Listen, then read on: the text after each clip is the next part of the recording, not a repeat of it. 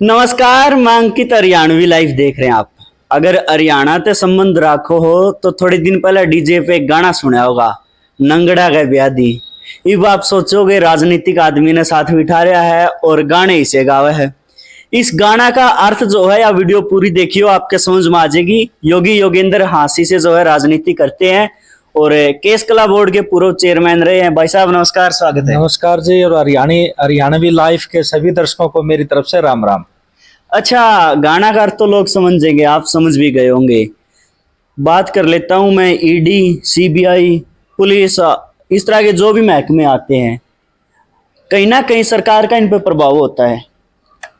और देखा गया है कि चुनाव से पहले विपक्ष पे लगातार जो है रेड पड़ती है, लोगों को फंसाने की कोशिश की जाती है, बुलाने की कोशिश की जाती है। हरियाणा में एक्टिव होगी ये चीजें? बिल्कुल हो गई। और मैं तो, आप ये संस्थाओं का नाम दे रहे हैं, मैं इन संस्थाओं को बीजेपी का सहयोगी संस्था मानता हूं। अच्छा। हाँ, क्योंकि जिस प्रकार से आज जब चुनाव का एक माहौल बना है, और मैं कहना चाहता हूं कि किस प्रकार से खासकर पिछड़ा वर्ग के नेताओं को टारगेट किया जा रहा है, चाहे वो धर्म सिंह छोकर जी हों, चाहे वो सुरेंद्र पवार जी हों, चाहे राव दान सिंह जी हों, और दलित नेताओं को भी इसमें वो किया जा रहा है, चाहे भवानी खेड़ा से सतबीर एक मास्टर हैं वो रहे हों, या और भी कई ऐसे लोग रहे हैं जो अपने आप को राजनीति में स्थापित करने के लिए प्रयत्नशील हैं। लेकिन कहीं ना कहीं भारतीय जनता पार्टी सोचती है कि इन लोगों को अगर हम टारगेट बनाएंगे तो ये लोग दब जाएंगे, डर जाएंगे, और इनसे जो खासकर पिछड़ा वर्ग के जो लोग, क्योंकि जिस पिछड़ा वर्ग के कारण आज बीजेपी सत्ता में है, उसी पिछड़ा वर्ग को अपने साथ लगाए रखने के लिए उन नेताओं को टारगेट बना रही है कि ताकि ये लोग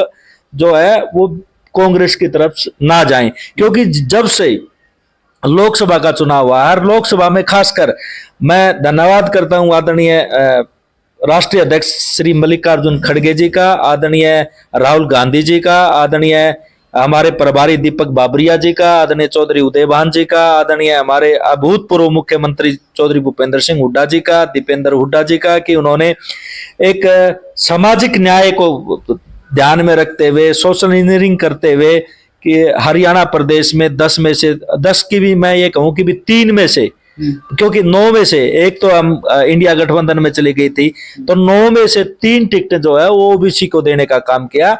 और तब से जब से उन्होंने ओबीसी को दिया तो ओबीसी वर्ग ने भी वापिस लौट के, क्योंकि पिछड़ा वर्ग जो है वो हमेशा से ही कांग्रेस पार्टी का वोट बैंक रहा है, लेकिन किन्हीं परिस्थितियों के कारण, किसी कारणवश जो है वो कांग्रेस से दूर होके पिछड़ा वर्ग में चला गया, भाजपा में चला गया था। और भाजपा की नीतियां उन्होंने देखी कि किस प्रकार से अत्याचार बढ़े, किस प्रकार से हकमारी उनके साथ हुई, किस प्रकार से आरक्षण से वंचित उन लोगों को किया गया, पिछड़ा वर्ग के लोगों को किस प्रकार से HKRN में जो है वो आरक्षण से दूर किया गया, भर्तियां की जा रही हैं लगातार, किस प्रकार से भ्रष्टाचार फैला।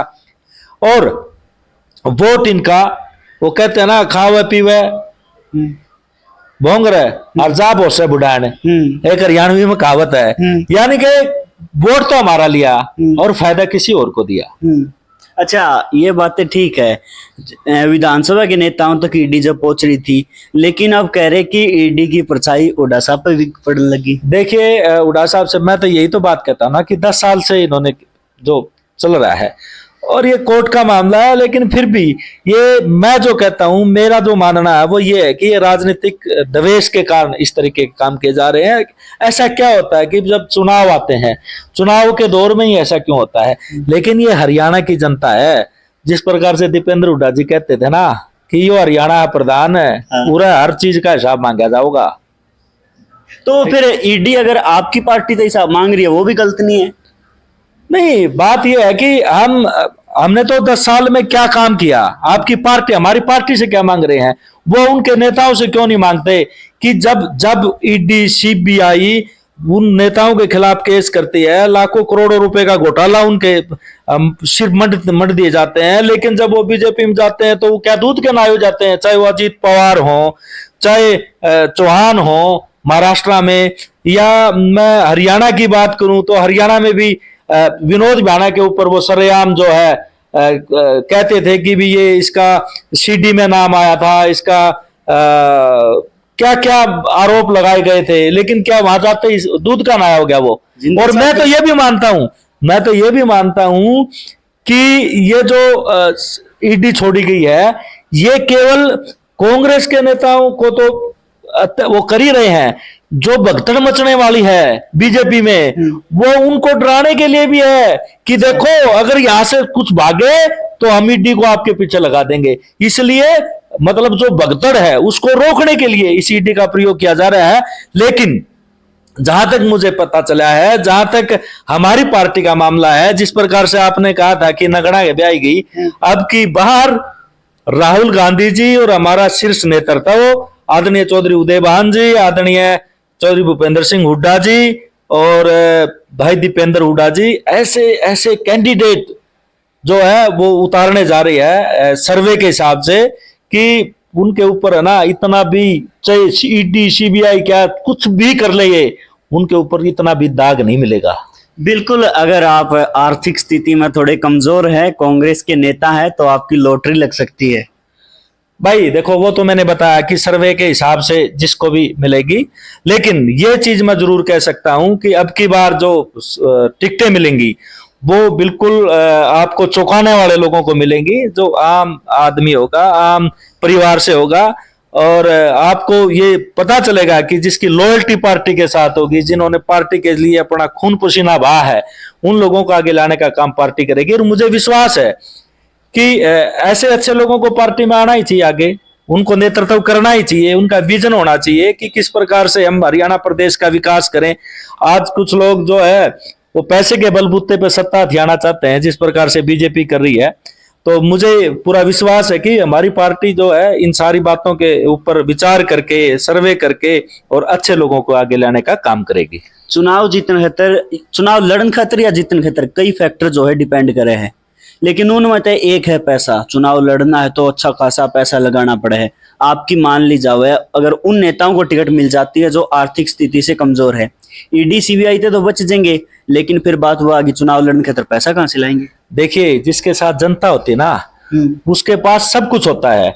मैं तो एक बात कहता हूं, आपने ना एक छोटी सी कहावत कहता हूं, जब से सरकारी पैसे से जब हम बिल्डिंग बनाने लगे, उस वक्त से जो है उन बिल्डिंगों की जो केयर है ना वो नहीं हो रही। जब हमारी पुरानी चौपाल होती थी जिसमें उन सब का हिस्सा होता था, सारे गांव वाले लोग डालते थे, भाई चंदा उगा लिया, भाई कुणबा वाइज, ठोड़े वाइज है, और सारे ठोड़े ना दिया भाई 21 ला दिए, भाई किला पे घेर दिया, वो उसके ऊपर डाल दिया कुड़ियों पर, मतलब किलों पर, कुड़ियों पर डाल देते हैं, और वो सारे मिलके ना जो चीज बनाते थे ना, उस चीज की केयर भी होते थे, उसकी संभाल होती थी। मैं कहता हूं कि जो ऐसे कैंडिडेट आएंगे उनको जनता अपने पैसे से चुनाव लड़ाएगी, और जनता उनके ऊपर जो है पूरा हक समझेगी, क्योंकि जो लोग अपने पैसे लगाकर, अपना अथाह धन लुटाकर जो है वो आज एमएलए बन जाएंगे, तो मैं ये कहता हूं वो जनता के लिए काम नहीं करेंगे, वो अपना पैसा पूरा करने के लिए काम करेंगे। ऐसा मेरा मानना है। हो सकता कोई साथी मेरे विचारों से अलग अपना विचार रखता हो, लेकिन मेरे निजी विचार है कि जब तक जनता के साथ खड़ा होने वाला, जब तक लोग आगे नहीं आएंगे, मैं समझता हूं इस तरीके नहीं तो फिर आगे चलता ही रहेगा। आपने कई बार ऑन कैमरा यह बात एक्सेप्ट करी है कि मेरी आर्थिक स्थिति बहुत अच्छी नहीं है, तो अगर योगी योगेंद्र को 80 से टिकट मिलती है तो वो जनता के पैसे पे चुनाव लड़ेंगे। देखिए, मैंने पहले भी बताया है कि मेरा पूरा गांव जो है वो इकट्ठा हुआ कि योगी भाई, और मैं खुद जो है, मेरा तो सीधी सी बात है भाई, अपना हरियाणा में मेरा तो कोई बहुत नहीं था, गांव वाले ने सारे साथियों ने मिलके मेरे को गाड़ी दिलवाई, बोला भाई योगी आगे बढ़, हम तेरे साथ हैं। मेरा बड़ा गांव जो है, जिसमें आधा परिवार मेरा आज भी रहता है, उमरा गांव मैंने इकट्ठा किया, भाई आप लोग अगर आशीर्वाद देते हो, अगर आप लोग कहते हो तो मैं तैयारी करूं। तो मेरा उमरा गांव ने भी यही कहा कि आज हास्य हल्के का सबसे बड़ा गांव है उमरा, और वो पूरी पंचायत हुई, और सबने, मैं तो मेरा कहता हूं 36 बरादरी के लोगों ने ये कहा कि भाई हमारे बीच का एक भाई अगर आगे बढ़ता है तो तन, मन और धन तीनों चीज आपको देने का काम करेंगे। और उसके बाद ये तो हुई हमारे गांव की बात। फिर 7वां क्षेत्र हमारा, उन लोगों ने कहा कि आज हम 2 ही गांव इकट्ठे हुए हैं, और जरूरत पड़ेगी जब आप टिकट लेके आओगे तो हम 7 गांव को इकट्ठा करेंगे। और 7 गांव क्यों? पूरा हंसी हल्के में इकट्ठा काम करने का काम करेंगे, आपका चुनाव हम लड़ेंगे। और इसके साथ के साथ मैंने जब पूरा प्रदेश का मेरा सैन समाज इकट्ठा किया और सैन समाज से यही मैंने कहा कि भाई मैं भी कोशिश कर रहा हूं, प्रयास कर रहा हूं, आप लोग मेरा साथ दें तो मैं आगे प्रयास करूं। तो इसी प्रकार से सैन समाज ने ये कहा कि आपको किसी भी प्रकार की कोई भी चिंता करने की जरूरत नहीं है, आपका चुनाव हम लड़ेंगे। तो मैं कहता हूं कि ऐसे लोगों को आना चाहिए।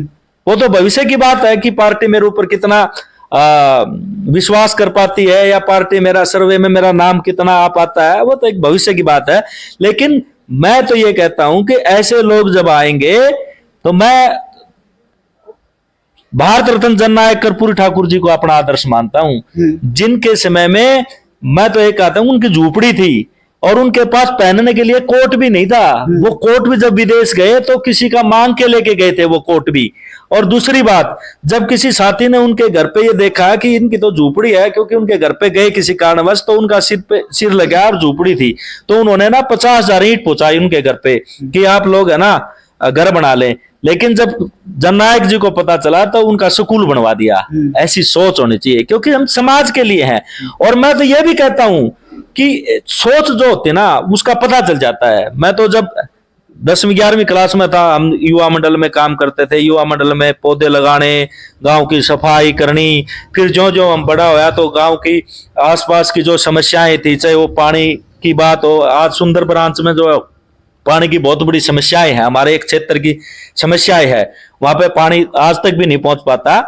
तो उसके लिए लड़ाई लड़ी, उसके लिए बहुत बड़ा एक कंवारी पानी आंदोलन, आज भी 2000 के आसपास वो कुंवारी पानी आंदोलन चला था, बहुत लंबा आंदोलन चला था। उसमें जब मैं केवल 17-18 साल का था, उस वक्त जो है हम पूरी तरीके से उस आंदोलन में सहभागी थे। स्वर्गीय श्री ओम प्रकाश जिंदल जी, स्वर्गीय श्री तो जगन्नाथ जी, आज रामकिशन फौजी हैं, वो भी उस आंदोलन में बैठते थे। हम सब लोग वहां पे आंदोलन करते थे और बहुत सारे सिविल सोसाइटी के लोग थे।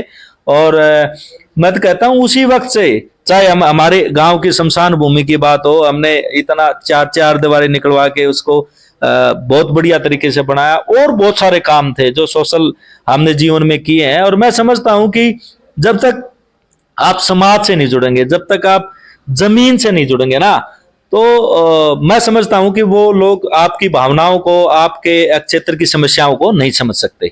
बिल्कुल यार, जो है चीज शुरुआत कहाँ से हुई, एक पत्रकार से हुई थी। आप सबने वो चीजें भी देखी होगी, लेकिन उसके बाद जो है इसने धुआं पहला उठा था, वही पूरी आग बढ़ चुकी है। इसके बारे में आपकी क्या राय है, खुल के कमेंट करें। वीडियो अच्छी लगी हो तो लाइक, कमेंट, शेयर, सब्सक्राइब। बहुत बहुत धन्यवाद।